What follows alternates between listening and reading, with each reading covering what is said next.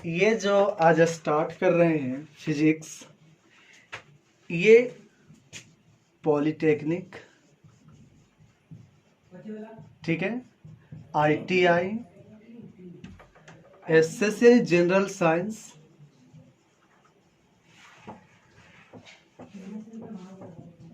और उसके बाद 9th 10th इन लोगों के लिए होगा, ठीक है।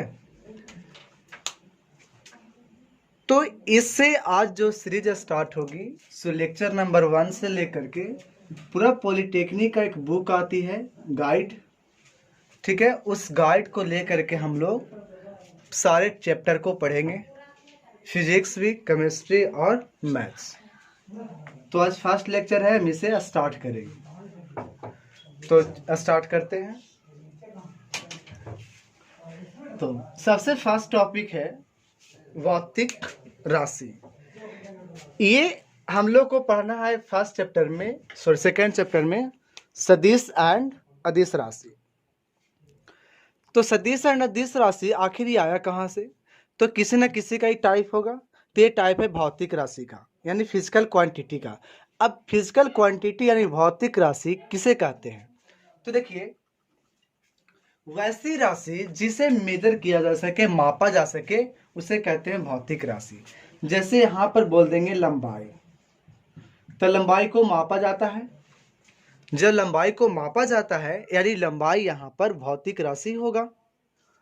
द्रव्यमान, जब द्रव्यमान को भी मापा जाता है किलोग्राम में, ग्राम में, पाउंड में, तो द्रव्यमान भी क्या होगा? एक भौतिक राशि होगा। बल, बल को भी मापा जाता है न्यूटन में, तो यहाँ से बल भी क्या होगा? एक भौतिक राशि ही होगा। तो जिसे मापा जा सके वो कहलाता है भौतिक राशि। अब भौतिक राशि को दो कैटेगरीज में बांटा गया है, दो भाग में बांटा गया है। एक दिशा के आधार पे, ठीक है, तो जिसमें परिमाण के साथ साथ दिशा हो उसके आधार पे, और सिर्फ एक में परिमाण होती है। तो दो चीज के आधार पे भौतिक राशि को बांटा गया है, जिसमें एक राशि हो जाता है अदिश राशि और दूसरा होता है सदिश राशि। तो अदिश राशि यानी स्केलर किसे कहते हैं?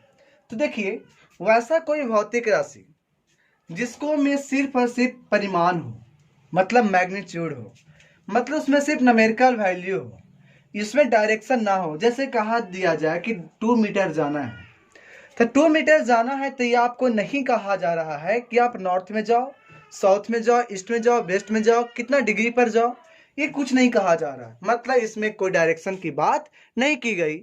जब डायरेक्शन की बात नहीं की जाती है तो ऐसे राशि में सिर्फ और सिर्फ परिमाण होता है। और जब सिर्फ परिमाण होता है तो ऐसे राशि को कहा जाता है अदिश राशि, यानी उसे हम बोलेंगे स्केलर क्वांटिटी, ठीक है। लेकिन अगर मैग्नीट्यूड के साथ साथ डायरेक्शन हो जाए तो हम कहते हैं सदिश राशि। ये भी अगर कहेंगे तो भी इसमें एक्सेप्शन आ जाती है। तो इसी में अगर एक्सेप्शन को ना रखें, यानी इसको डायरेक्ट हम लोग डिफिनेशन बनाना चाहें, तो अदिश राशि, सदिश राशि हम उसे कहते हैं जिसमें परिमाण भी हो, ठीक है, और दिशा भी हो, साथ साथ ये vector law of triangle addition, मतलब triangle law of vector addition को फॉलो करे। तो triangle law of vector addition क्या है? जैसे एक मान लिया जाए कि एक यहां पे सदिश आया, मान लिया जाए ए सदिश है, और यहां से इस प्रकार से गया, यहां पर बोले बी सदिश है।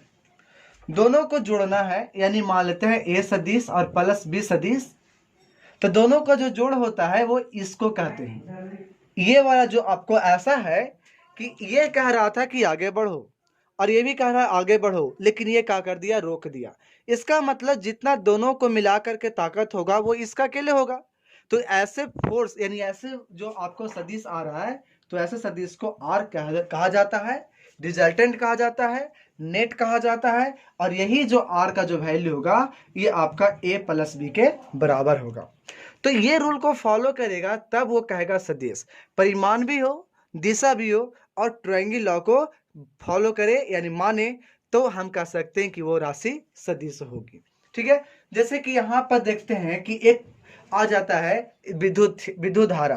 विद्युत धारा में जानते होंगे कि परिमाण भी होता है और दिशा भी होती है, कभी आगे पीछे भी चलता है, मतलब दिशा भी है और परिमाण भी है।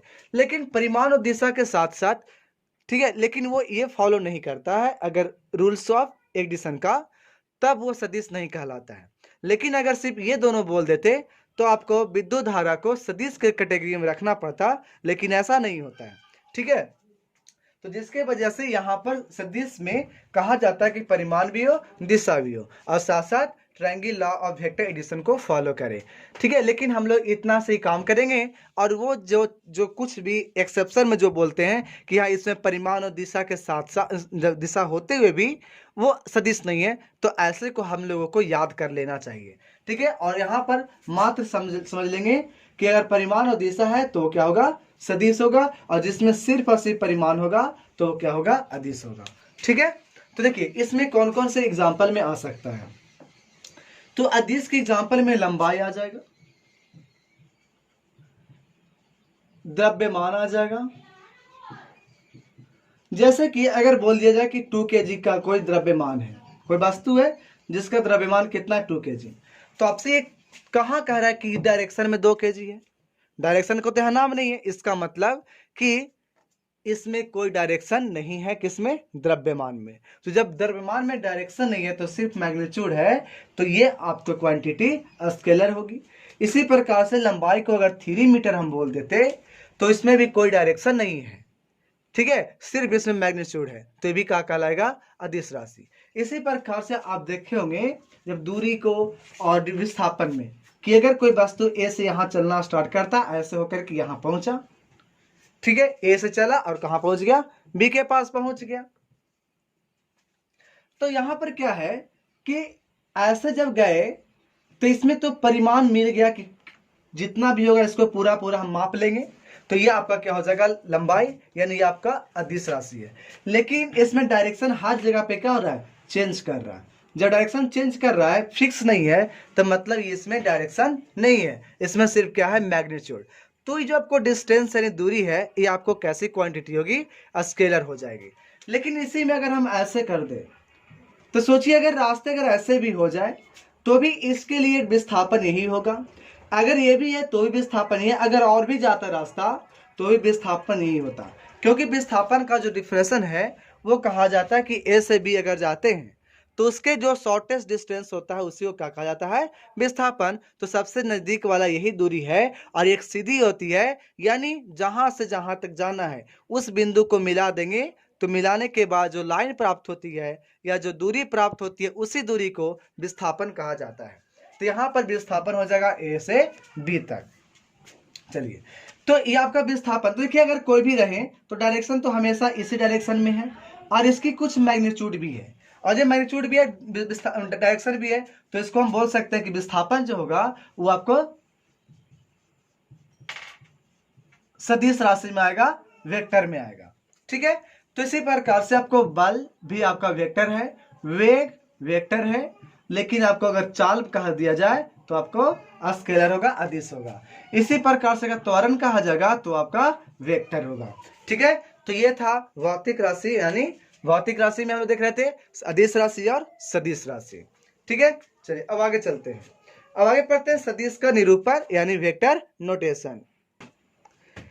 सदिश निरूपण वेक्टर नोटेशन ये क्या होता है, देखिए आपको एक हम देखिए आपको ऐसे करके दिखाए थे कि इस प्रकार से लिखते ना, इसको सदिश ए बोले थे, इसका सदिश बी बोले। तो इसमें क्या है, लिखने का तरीका क्या होता है कि सबसे पहले एक सिंबल देना है, या तो एक अल्फाबेट होगा या ग्रुप ऑफ अल्फाबेट होगा, दोनों में से कोई भी हो सकता है। एक सिंगल अल्फाबेट होगा या ग्रुप ऑफ अल्फाबेट होगा। इसके ऊपर में अगर एरो का साइन दे देते हैं तो ये वेक्टर लिखने का तरीका है। तब इसे पढ़ते हैं सदिश ए, इसको सदिश ए बी, यानी एक एरो होगा, तो एरो का जो डायरेक्शन होगा वो सदिश का डायरेक्शन होगा, और जो एरो की लंबाई होगा मान लेते हैं x मीटर, तो ये सदिश अगर ए बोल देते तो ये सदिश का ए का परिमाण कितना होगा, x मीटर होता। सदिश ए का परिमाण कितना होता है, x मीटर, ठीक है। तो इसको हम लोग क्या पढ़ते हैं, मॉडुलस पढ़ते हैं। इसे क्या पढ़ते हैं, मॉडुलस। तो इसको पढ़ते हैं modulus of A is equal to X meter हो गया। इसका मतलब ए की जो लंबाई है वो एक्स मीटर है। ठीक है, यहां पर अगर हम ए बोलते हैं, यहां पर बी, तो देखिए डायरेक्शन जा कहां से रहा है, ए से जा रहा है बी की तरफ, इसीलिए इसको बोलते हैं ए बी वेक्टर। तो इसे हम लोग ए बी वेक्टर भी बोल सकते हैं, ए बी सदिश बोल सकते हैं। ठीक है, तो ये था वेक्टर नोटेशन। अब हम लोग देखते हैं कि सदिश राशि कुछ महत्वपूर्ण क्या बातें हैं, कौन कौन से राशि होते हैं। ठीक है, सदिश राशि का टाइप्स कौन कौन होते हैं, उसके बारे में हम लोग देख लेते हैं। शून्य सदिश क्या होता है, देखिए वैसा सदिश जिसका परिमाण 0 हो, ठीक है, उसको बोलते हैं शून्य सदिश। जैसे कि बोल दिया जाए कि एक सदिश हो गया ए, और इसमें हम जोड़ देते हैं इसी के उल्टा करके -a को, तो क्या मिलेगा, 0। तो 0 जो मिल रहा है, देखिए सदिश और सदिश को जोड़ने पर सदिश ही मिलना चाहिए। ठीक है, ये रूल होता है। तो जब ये मिलना चाहिए उसको बोलते हैं क्लोजर प्रॉपर्टी। तो जब ये सदिश को सदिश से जोड़ते हैं तो सदिश मिलना चाहिए, लेकिन मिल रहा है 0, तो इसी को सदिश बनाने के लिए जिसको कहा जाता है 0 सदिश। तो एक ऐसा सदिश है जिसका परिमाण 0 होता है और डायरेक्शन इंडिपेंडेंट होता है। मतलब इसको डायरेक्शन हम लोग डिफाइन नहीं कर पाते हैं कि किसके डायरेक्शन में होगा, किधर डायरेक्शन होगा, इसको हम नहीं कह सकते हैं डायरेक्शन, इसको बता नहीं पाएंगे कि शून्य सदिश का डायरेक्शन किधर होता है। यानी इसको इंडिटरमाइन कर सकते हैं, डिटरमाइन इससे हम लोग नहीं कर सकते, इसको बता नहीं सकते, निश्चय नहीं कर सकते कि प्रॉपर इसकी दिशा किधर होगी। ठीक है, इधर होगी, मान लीजिए कोई ए इधर था, हम क्या किए, इस ए में मल्टीप्लाई कर दे 0 वेक्टर से, तो क्या मिल गया 0। तो बताइए, तो अभी इधर के डायरेक्शन था, अब इधर के अगर होता तो ये प्रॉब्लम पड़ जाता, यानी डायरेक्शन हम इसे 0 का नहीं बता सकते। अब एक एकांक सदिश क्या था, तो देखिए हम ए सदिश था मान लिया जाए, इस सदिश का परिमाण कितना होगा, तो ए सदिश का अगर हम देखें तो परिमाण होगा ए। ठीक है, ये सदिश, तो ए सदिश का परिमाण कितना होगा ए। तो अगर हम इसका परिमाण 1 लाना चाहते हैं, यानी जो भी सदिश जिसका परिमाण अगर 1 हो जाए, तो ऐसा सदिश को हम लोग बोलते हैं यूनिट वेक्टर, यानी एकांक सदिश, जिसका परिमाण कितना हो, 1 हो। तो 1 लाने के लिए क्या करना होगा, तो इसके परिमाण से ही भागा देना होगा। तो जैसे ही भागा दे देंगे तो ये क्या कहला जाएगा, अब इसका मैग्नीट्यूड यानी परिमाण 1 आ जाएगा, और 1 आएगा तो यही सदिश का कहलाएगा एकांक सदिश। तो इसे हम लोग निरूपित करते हैं ए कैप से। ठीक है, तो ए कैप यानी जिस भी अल्फाबेट के ऊपर में कैप लगा होगा ऐसे इस प्रकार का, तो समझ लेंगे कि उसका मैग्नीट्यूड कितना होगा, 1 होगा, यानी यूनिट वेक्टर वो होगा। ठीक है, इसका काम क्या है, तो देखिए इसका हम देख रहे थे कि मैग्नीट्यूड का वैल्यू कितना 1, तो इसको किसी में भी गुणा होने पर, मल्टीप्लाई करने पर, इसमें इसका 2 चीज होता है ना, हम जानते हैं कि इसमें 2 चीज होता है, क्या, एक तो मैग्नीट्यूड और दूसरा डायरेक्शन होता है। तो मैग्नीट्यूड पर तो प्रभाव नहीं पड़ेगा कि इसको से मल्टीप्लाई करने पर मैग्नीट्यूड कितना होगा, इस पर प्रभाव नहीं पड़ेगा, लेकिन इसकी डायरेक्शन पर प्रभाव पड़ जाएगा। यानी वजह ये काम करना है सिर्फ इसको ए कैप को, कि किसी मल्टीप्लाई होकर के उसको डायरेक्शन दे देना होता है। ठीक है, अगर हम लिख देंगे 2 आई कैप, तो इससे हमें क्या नजर आएगा, तो आई कैप हो जाता है, जे कैप होगा, के कैप होगा, ये सब जो है आपको X axis, Y axis, Z axis की तरफ यूनिट वेक्टर होता है। तो जहां 2 आई कैप लिखा हुआ, इसका मतलब कि एक्स एक्सिस के तरफ 2 यूनिट जाना था। ठीक है, 2 आई कहने का मतलब क्या हुआ कि 2 यूनिट किधर जाना था, एक्स एक्सिस तरफ। यानी हम कैसे समझे, तो 2 से तो समझ रहे थे कि इसका 2 मैग्नीट्यूड बोल रहा है कि हमको 2 जाना है, लेकिन किधर, तो आई कैप की तरफ। तो आई कैप किधर होता है, एक्स एक्सिस की तरफ। उसी प्रकार से जब हम लोग जे लेते हैं तो होता है वाई एक्सिस की तरफ, और जब हम लोग के कैप लेते हैं तो होता है वो जेड एक्सिस की तरफ। ठीक है, तो 3 यूनिट वेक्टर को यहाँ पर फिक्स्ड यूनिट वेक्टर कहा गया, आई कैप, जे कैप, के कैप। तो आई एक्स, वाई जे और के जेड की तरफ होता है। तो यूनिट वेक्टर का काम क्या है, तो सिर्फ उस किसी भी में लग करके या किसी मल्टीप्लाई होकर के उसको डायरेक्शन दे देना, यही काम होता है यूनिट वेक्टर यानी एकांक सदिश को। चलिए अब हम लोग देखते हैं सदिश का योग कैसे निकालें। ठीक है, सदिशों का योग, एडिशन ऑफ वेक्टर, 2 प्रकार, ऐसे हम लोग 3 प्रकार का देख लेंगे कि सदिश का योग 3 प्रकार से किया जाता है, जिसमें फर्स्ट रूल है त्रिभुज का नियम, दूसरा है समांतर चतुर्भुज का नियम, और तीसरा आपको आएगा बहुभुज का नियम। ठीक है, तो त्रिभुज का नियम में क्या है कि दो सदिश को जोड़ना होगा, जैसे एक सदिश ए और दूसरा सदिश बी, दोनों को जोड़ना है। तो जोड़ने के बाद किसी ना किसी के बराबर आएगा, तो मान लेते हैं कि आर के बराबर आता है, तो यही हम लोग को निकालना है आर वेक्टर। ठीक है, तो यहाँ पर ध्यान देना है एक चीज कि यहाँ पर देख बताइए, एक तो आपका सदिश ए था, दूसरा सदिश बी था, तो दोनों को मिलाएंगे तो एक सदिश और आएगा ए, यानी यहाँ पर 3 गो सदिश हमको आ गया। और त्रिभुज में कितना आपको होता है भुजा, 3 होता है, यानी 3 भुजा होगा तो 3 सदिश है, यानी तीनों सदिश एकक भुजा को निरूपित करेगा। तो कैसे जोड़ना है, मान लेते हैं कि ए सदिश है ऐसा, तो बी सदिश अगर ऐसा था तो इसको इस ढंग से इसमें लाना है कि इसका टेल, इसको क्या बोलेंगे टेल, यानी निचला हिस्सा को, और इसको बोलेंगे हेड। तो पहले वाले का हेड और दूसरे वाला का टेल एक जगह पर मिलना चाहिए। तो जिस प्रकार से था उसी प्रकार से यहां पर हमको लाना है। तो चलिए हम ले आए, तो लाए तो कैसे हो गया, इसका टेल इसके हेड के पास आ गया और यहां पर आ गया, तब ये वेक्टर हमारा कौन रह गया, बी। अब जोड़ना था, बताए कि ए कह रहा है आगे बढ़ो, बी कह रहा है आगे बढ़ो, तो जो थर्ड ऐसा वेक्टर होगा जो इसको रोकने का काम करेगा। तो सोचिए कि यहां पर इस प्रकार से हम लाइन खींच दे, अगर ऐसे कर देते तब क्या होता, ये आगे जाता, ये भी आगे जाता और फिर ये भी ऐसे आ जाता। तो इस केस में क्या हो जाता कि गोल गोल घूमते रह जाता, तो कोई उसको रोकने वाला नहीं होता, यानी कोई दोनों को बैलेंस करने वाला नहीं होता। लेकिन अगर ऐसे के कर दिया जाए तब क्या होगा, ये जाना चाह रहा था आगे, ये भी, लेकिन ये वाला इसको रोक देगा। इसका मतलब कि इस दोनों का समेशन जो होगा सो किसके बराबर, इसके बराबर। तो इसी को हम लोग बोलते हैं रिजल्टेंट वेक्टर, यानी इसका हो जाएगा ए और वेक्टर में बी। तो आर वेक्टर बराबर होता है ए वेक्टर प्लस बी वेक्टर, किसके बराबर, ए और बी के बराबर।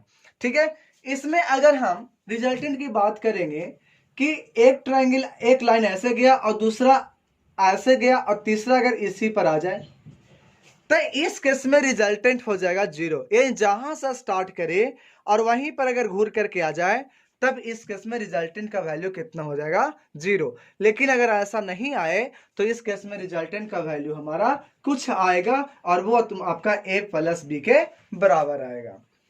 ठीक है, तो इसी प्रकार है हम लोग को समांतर चतुर्भुज नियम। अब वो क्या कहता है, पैरेललोग्राम लॉ। इसमें क्या कहना है कि दो हमारा जो वेक्टर है, ए ऐसे था और बी ऐसे का था, इस दोनों को आसन भुजा मानना है। ठीक है, पैरेललोग्राम लॉ में क्या कहता है कि दोनों क्या करना है, आसन भुजा मानना है। तो हम लोग इसको ए मान लिए और इसको बी मान लिए, आसन भुजा हो गया। अब कहता है कि दोनों आसन भुजा को मानने के बाद जो इसका, इसी को एक ऐसे खींच करके, इसके समांतर खींच करके और इसके समांतर खींच करके उसे पूरा कर देना है। तो इसका जो विकर्ण होगा, इस समांतर चतुर्भुज का जो विकर्ण होगा, वही इसका क्या कहलाएगा, रिजल्टेंट।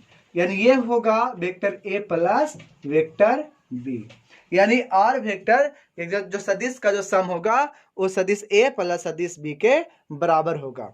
ठीक है, क्या कहा कि दो जो हमारे पास सदिश था वो दोनों सदिश किसी समांतर चतुर्भुज का आसन को आसन भुजा हो जाए, तो आसन जब आसन भुजा होगा तो उसके जो विकर्ण होगा वही विकर्ण इस दोनों सदिश का सम कहलाएगा। ठीक है, अब इसमें हम लोग को दोनों वेक्टर का बीच का कोण पढ़ना है और उसके बाद हम लोग आगे देखते हैं। ठीक है, चलते इसको इरेज करते हैं। तो एंगल बिटवीन वेक्टर्स वो क्या होता है, दो सदिश के बीच का कोण। तो देखिए, दो सदिश के बीच का कोण यानी एंगल बिटवीन वेक्टर, ये क्या होता है, देखिए दो एरो के बीच का जो एंगल होगा वही कहलाएगा दोनों वेक्टर के बीच का कोण। जैसे ये आपका ए वेक्टर है और ये बी वेक्टर है, तो ये वाला कोण को हम बोल देंगे एंगल बिटवीन वेक्टर। लेकिन कंडीशन है ये कंडीशन है कि या तो दोनों वेक्टर का हेड एक जगह मिल जाए या दोनों वेक्टर का टेल एक जगह मिल जाए। ठीक है, देखिए यहां पर दोनों वेक्टर का क्या है, मिला हुआ हेड, तब ये एंगल को बोलेंगे एंगल बिटवीन वेक्टर। यहां पर दोनों वेक्टर का क्या मिला हुआ है, टेल, यहां पर, तब ये कहलाएगा एंगल बिटवीन वेक्टर। लेकिन यहां पर क्या है कि ये वाला और ये वाला का एक का हेड है तो दूसरे का टेल है, तो ये वाला एंगल बिटवीन वेक्टर नहीं होगा। तो कौन होगा, तो इसको बनाने के लिए क्या करना होगा हमें, ये मान लिया कि हमको फाइव दिया हुआ था एंगल, और कहा जा रहा है कि इसमें ए वेक्टर और बी वेक्टर के बीच का कोण बताइए। तो हमें क्या चाहिए, या तो दोनों का हेड एक जगह मिल जाए ऐसा, या तो दोनों का टेल एक जगह मिल जाए। लेकिन ना इसके पास दोनों का हेड है और ना ही दोनों का टेल है, तो बनाएंगे या तो दोनों का हेड एक जगह लाएंगे या दोनों का टेल। कैसे, इसको उठा करके यहां रख देंगे। जब उठा के रखेंगे तो इस प्रकार हमारा बन जाएगा। जब इस प्रकार बनेगा तो अब क्या होगा, तो दोनों का टेल एक जगह आ गया, और दोनों का टेल एक जगह आ गया तो ये वाला जो एंगल होगा यही एंगल दोनों के बीच का कोण होगा। तो देखिए ये पूरा होगा 180 डिग्री होगा ना, एक लाइन है ना सीधा सीधा, तो 180 डिग्री होता है। तो 180 में से अगर हम ये वाला हटा देंगे 5, यानी 180 माइनस 5, यही क्या कहलाएगा, एंगल बिटवीन वेक्टर।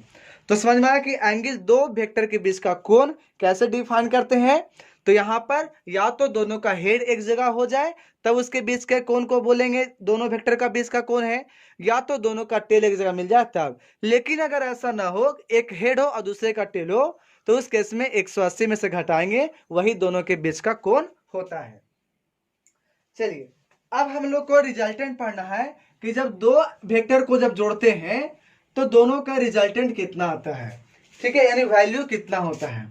जैसे देखें हम लोग कि ए वेक्टर है गया ए और दूसरा वेक्टर हो गया बी, और दोनों के बीच का कोण आपको दिया जा रहा है यहां पर थीटा, तो यही ना थीटा होगा दोनों के बीच का कोण। तो आपको निकालना है कि यहां पर जो आपको आर आ रहा, आर इसका मैग्नीट्यूड चाहिए आर का। तो याद रखेंगे आर का मैग्नीट्यूड कितना होगा, स्क्वायर रूट में होगा, इसका मैग्नीट्यूड का स्क्वायर यानी ए स्क्वायर, फिर इसका मैग्नीट्यूड का square B square plus 2ab cos theta. क्या होगा, तो 2 इंटू इसका मैग्नीट्यूड इंटू इसका मैग्नीट्यूड और cos, और दोनों के बीच का एंगल के साथ थीटा लगा देना है। ये हो गया दोनों के बीच, ये हो गया आर का वैल्यू। लेकिन अगर पूछा जाता है कि आर का जो कितना एंगल बना करके, कितना एंगल बना, ए से कितना एंगल बना करके है, डायरेक्शन चाहिए, क्योंकि मैग्नीट्यूड तो मिल गया लेकिन डायरेक्शन नहीं मिला। तो डायरेक्शन के लिए क्या, डायरेक्शन का मतलब क्या होता है, तो डायरेक्शन का मतलब होता है कोण निकालना। तो ये अगर अल्फा का मान निकल जाए वही होगा इसकी डायरेक्शन। तो अल्फा किसके साथ बना रहा है, ए के साथ। जो हमें क्वेश्चन में दिया रहता है वो हमारा गिवन होता है, उसका डायरेक्शन फिक्स होता है। तो जब ए दिया हुआ है तो इसका डायरेक्शन फिक्स है, तो इसी डायरेक्शन के हेल्प से हम आगे वाले का डायरेक्शन निकालना चाहते हैं।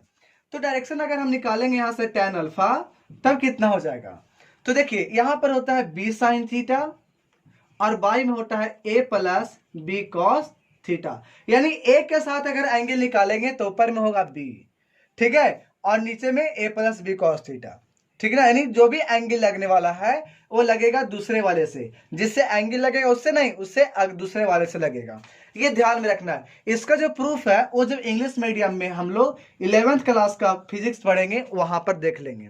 ठीक है, तो आपको पढ़ाया जा चुका है, ठीक है, उस पर आप उसको देख सकेंगे। ठीक है, किसमें, 11th क्लास में फिजिक्स का टॉपिक आएगा आपको उसमें। ठीक है, वेक्टर यूनिट एंड डायरेक्शन, उसके बाद आपको आता है वेक्टर, उसमें पूरा डिटेल चलता है वहां पर कि कैसे आया, इसका कैसे होगा, इस पर कैसे कैसे कम मतलब एंगल बाई एंगल बांटा जाएगा, क्वाड्रेंट बांटा जाएगा, उस आपको 11th में दिखा जाएगा। ठीक है, तो यहाँ पर हम लोग को फॉर्मूला चाहिए तो सिर्फ फॉर्मूला पर ही फोकस करते हैं। तो याद रखना कि यहाँ पर जो अल्फा ले रहे हैं ये किस पर ले रहे हैं, तो ए के साथ ले रहे हैं। अगर आपको यहीं पर ए ना हो करके यहाँ पर बी होता, तो जहां पर बी होता तो यहाँ पर ए रखते, यहाँ पर बी रहता, यहाँ पर ए रहता, मतलब दोनों को क्या करना है, इंटर चेंज कर देना है। तो ये आपका हो गया एंगल बिटवीन वेक्टर्स का। अगर इसी में दो सदिश को अगर माइनस रहता, ठीक है, यानी हम यहाँ पर माइनस वाला अगर देखें, अभी तक तो हमने एडिशन का देखा, लेकिन माइनस में क्या से रहता, मान लेते हैं कि यहाँ पर ए वेक्टर था और ये बी वेक्टर था, लेकिन माइनस बनाना तो इसको क्या करना है, बस इसको रिवर्स करना है, तो आपका ये क्या कहलाएगा, माइनस बी वेक्टर। तो हमें एडिशन ये वाला करना होगा। तो यहाँ पर जो आर का जो वैल्यू होता वो ए प्लस माइनस बी, कहने का मतलब क्या हो जाएगा, तो ए वेक्टर माइनस बी वेक्टर। ठीक है, तो इसमें अगर हमको आर निकालना होगा तो क्या करना है, तो देखिए फिर वही बात करना है, इसका स्क्वायर कर दो, फिर इसका स्क्वायर कर देना है, और यहां पर अब माइनस देना है 2ab cos थीटा। उसी प्रकार से जब tan अल्फा निकालना होगा इसके साथ अल्फा, तो यहां पर b sin थीटा रहने देंगे, यहां पर होगा a minus B cos theta, यानी cos थीटा के सिर्फ पहले में क्या होगा, माइनस आ जाएगा। ठीक है, ये था हमारा सब्सट्रैक्शन ऑफ वेक्टर। अब इस सदिशों का वियोजन, वियोजन का मतलब होता है उसको हम लोग ब्रेकिंग कैसे करते हैं। ठीक है, वो बहुत इंपॉर्टेंट है। सदिशों का वियोजन,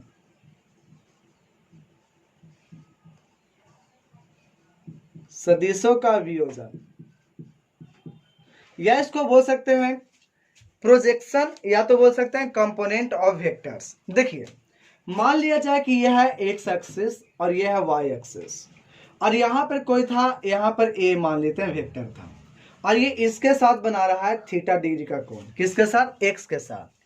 तो इसका दो कंपोनेंट टूटेगा, एक इधर में होगा एक्स की तरफ, जैसे एक यहां पर क्या है, वस्तु है, इसको कोई इधर से खींच रहा है, कोई इधर से खींच रहा है, बताइए वस्तु किधर जाएगा, तो वस्तु ना ही इधर से इधर जाएगा और ना ही इधर जाएगा, वस्तु बीच से निकल जाएगा।